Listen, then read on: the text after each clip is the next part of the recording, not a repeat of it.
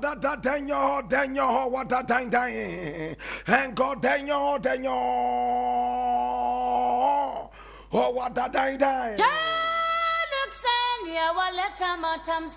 This is the voice of the Patriot. And here we speak truth to power. This is our daily editorial. And here we don't criticize. But if we must, it would only be on one condition: to build and not to destroy. That is why we keep saying we are in the service of God and country.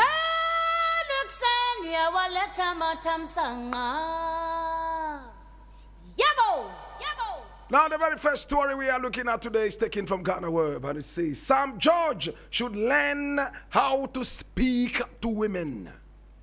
And this is a lady called Janet Nabla, national chairperson of the People's National Party, PNP. Janet Asana Nabla has criticized the conduct of Communications Minister Samuel Nate George during his recent heated exchange with Public Accounts Committee Chairperson Abena Osasari on May 18, 2026. Now, speaking on Joy Prime on May 19, 2026, Janet Nabla expressed surprise at the manner in which Sam George engaged the female lawmaker during proceedings of the Public Accounts Committee. You see, I'm surprised that Honorable Sam George was arguing with a woman. We all know that in Ghana and in Africa, respecting women is something that we don't joke about. She stated, according to her, men are expected to exercise emotional restraint, especially during tense exchanges involving women. At times, maybe she may be right or wrong, but a man, you are supposed to have the emotional control over yourself, so that when a woman is shouting and the voice is up, you just keep quiet and listen. She added.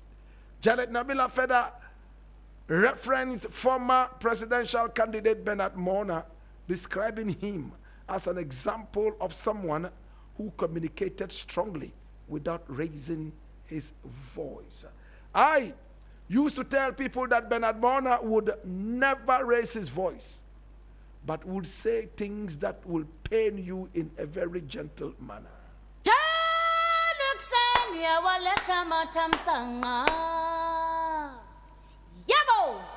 Well, what do you think about what Janet Nabla is saying?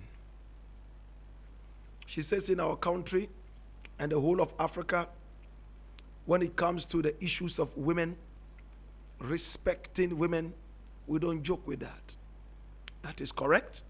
She says when a woman is arguing with a man, the man is supposed to keep quiet, so the woman will raise her voice and make all the noise that she wants. At the end of the day, the man is supposed to control himself emotionally. What do you think about that? Yeah, women are noted for talking. That is very true. When I was growing up, that was what my father told me. Don't ever argue with a woman. When a woman is angry and is talking, don't be drawn emotionally into any argument with the woman. Let her have her way. When she is done and quiet, one word from you is enough. Allow the woman to have a way. Let her talk all that she wants to say. In fact, because women talk too much, she would end up contradicting herself in her plenty talk, and you would not need to talk. That's what my father said years ago. Today I sit back and I look at it, and I say that yes, there's some truth in it. But that is basically about relationships, isn't it? Man and woman. This is a whole different business. You can't go and sit in parliament and just allow women to talk and talk, yabby, yabby, yabby, yabby, chatterboxing all over the place. No. The nation will not develop. The Parliament House It's a place we share ideas, not where we go quiet and listen to women chatter. No. They are two different places. In my home, if my woman comes and I tell her that there's a little bit too much salt in the soup, do you know what salt is? Do you understand what salt is? Do you know what it is? It's spices that I put there. You should ask if you don't know. Why would you say the salt is too much? I say, am I a child? I know how salt tastes. No, but there are other things that taste like salt. This is not salt.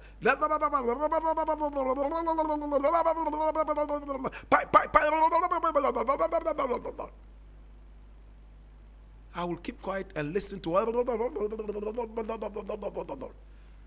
Normally at the end of it all, you say, well, if there's too much salt, then I'm sorry. After speaking for 18 hours. We don't have time for 18 hours in Parliament. No. Sam George was extremely patient with Abena Ose-Asare. Sam George kept his cool. She kept interrupting him unnecessarily. You ask a question, allow the man to answer. Now the man is answering, then you interrupt him and make it a monologue when it should be a dialogue. That is not what we are talking about. If that is disrespect for women, then disrespect is good for our democracy.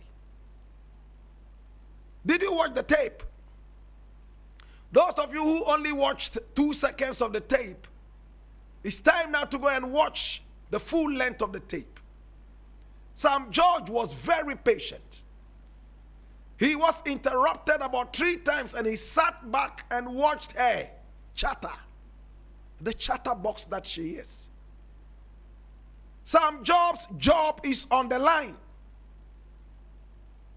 Sam George has been given a job and he was warned by Mahama.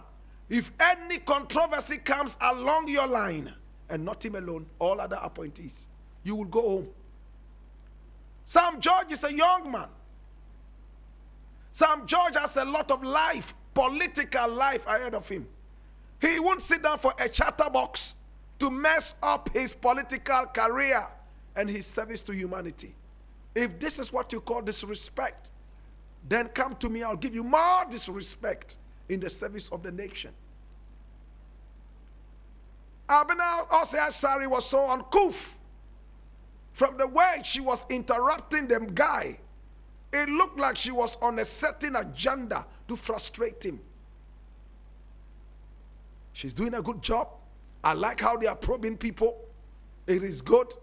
I give them all the respect and the love and the accolades that they deserve. But on that very occasion, she was most uncouth. And if there's anybody to tongue lash, it's Abena Ose-Asare. It's done. I've never seen Sam George so cool, calm, and collected like when she sat down before that beautiful woman. If I were him, probably I would have just packed my things and walked out. But they have the powers of the High Court. He could be cited for contempt. Oh, yes. She knows she has all those powers. But at the end of the day, who loses? Is it not Ghana? So those going around saying, and Sam George should learn how to talk to women. How do we talk to women? How do we talk to women? Tell me how. Oh, I'm asking you. How do we talk to women? I want to know.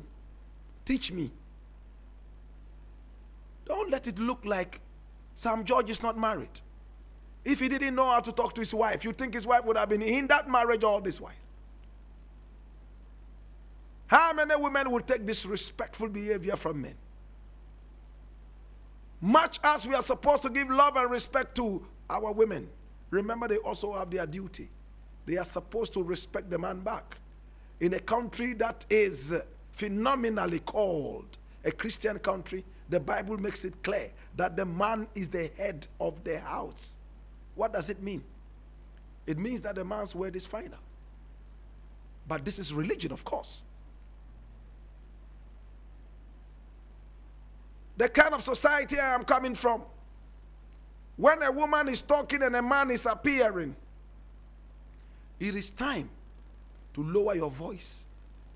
You might call me a chauvinist, but that's the kind of society I come from, growing up in the North.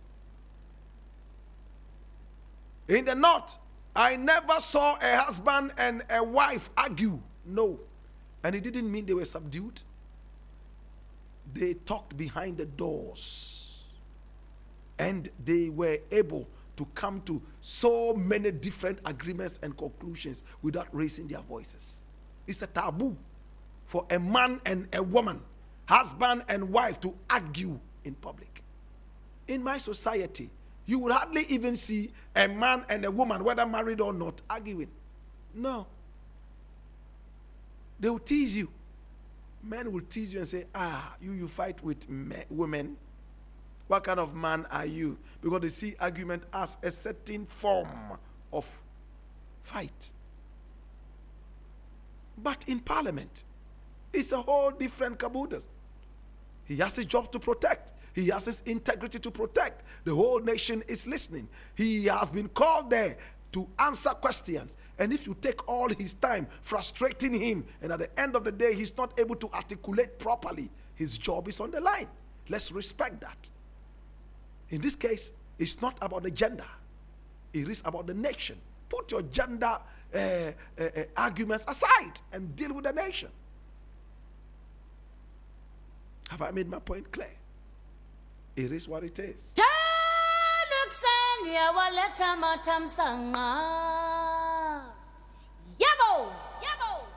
Now the next thing I want to look at is taken from my Joy Online. It says, minority exaggerating claims of suppressed free speech.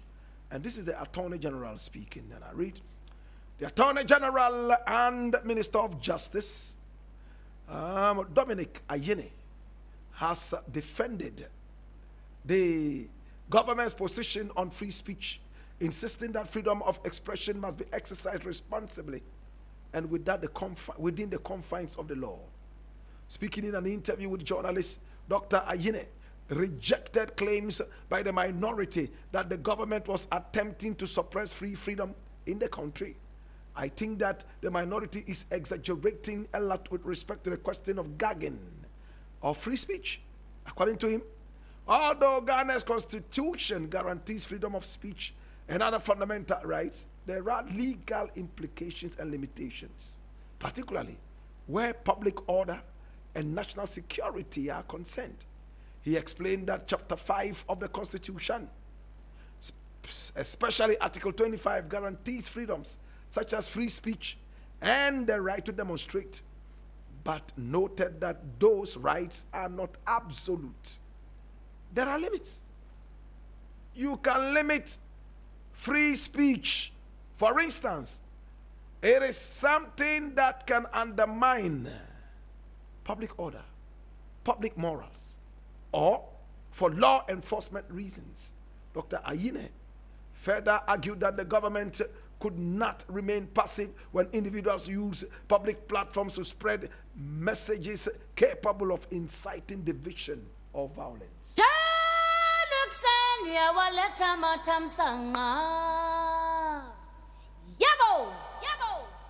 So Abronye calls a judge illiterate.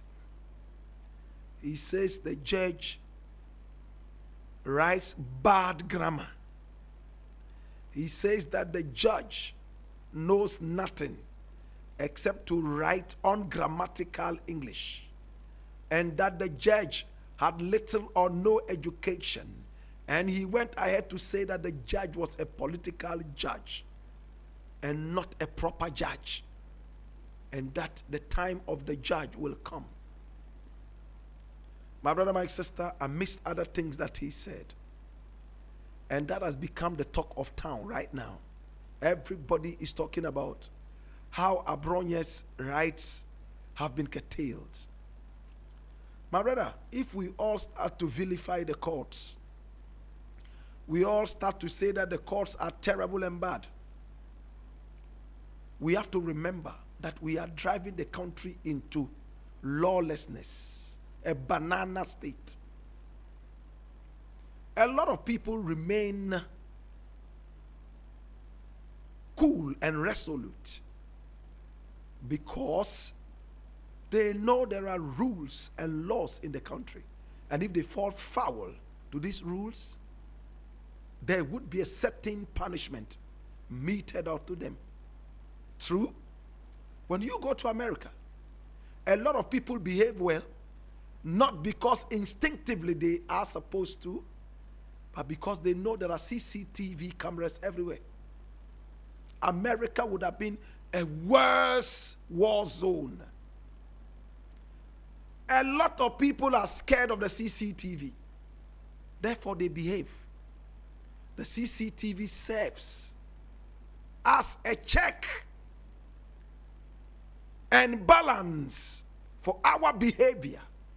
Same way our laws also serve as checks and balances.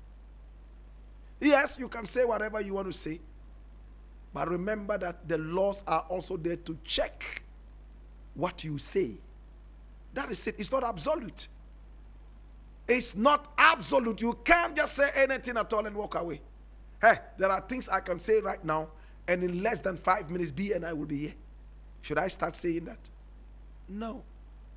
There are things I can start saying right now, and parents will run here and ask for the radio station to be closed down. Is that freedom of speech? Certainly not. We have to be decorous in what we say. You bring a judge on the table, insult him and vilify him because he ruled and the ruling didn't favor you. Is there a way we can appeal and deal with some of these rulings? Yes. The appeal courts are there. The Chief Justice can be petitioned. That's why he's the justice of all the chiefs, or the chief of all the justices. So if you have remedies to some of these things, why do you go to the gallery and start threatening judges? As for Afenyo Markin, he says he will disrespect the judge every day, every second, every minute, every hour. He said he's an illiterate judge. He didn't pass his papers at the bar. My brother, my sister, if we continue like this, we would end up messing our country. People can just walk around and do anything. It will be a lawless state. Nobody wants that. We want the laws to still work. Ghana is one of the countries where at least we have some level of lawfulness.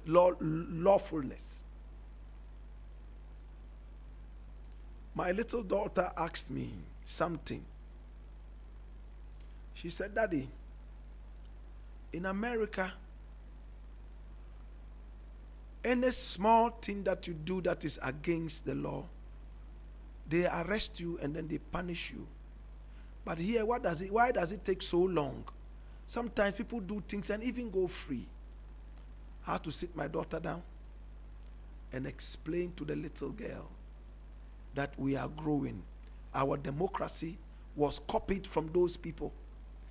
They were well ingrained, yes, and engraved in that democracy, enshrined in that democracy before they bequeathed it to us. We are just infants growing in our democracy. My brother, my sister, we hear about judges being bribed, justices bribed, lawyers even bribed by opposing factions so that they will sell out their clients. We hear of all those. But in those countries, it is rare. We hear about police people taking bribes on the street. In those countries, it is rare. Yet they are humans like us, 2 arms, 2 legs. We claim we have the same brains. It looks like we don't have the same morality. Because what they don't do there, and we all agree, is a crime. We boastfully, 100% braggadocio, do this. We don't care, do we? Yesterday I was speaking with an energy minister, and he told me, Blakk Rasta, I'm sad to tell you this, but this is what it is. The Mahama government is planting a lot of street lights. You go to a certain area and plant 50 street lights. You go back there and they have cut all the wires to go and sell as scraps. Can you believe this? Hey, we say our roads are dark. We put street lights there. Street children go out there and cut all the wires. When one person gets electrocuted, we blame the old woman in our village. Can you imagine? Even the bridges that are being built, those that have been built already, are not spared. They still go and cut some of the metal to go out and sell. Are you aware? Rail lines are being cut and they go and sell to Chinese to go and refabricate and bring back to us and sell to us at the price of an arm and a leg. This country is sick. This country should be taken straight to the ICU in terms of our morality and our patriotism. But it looks like we don't really care, do we? I leave it here. It's the voice of the Patriot.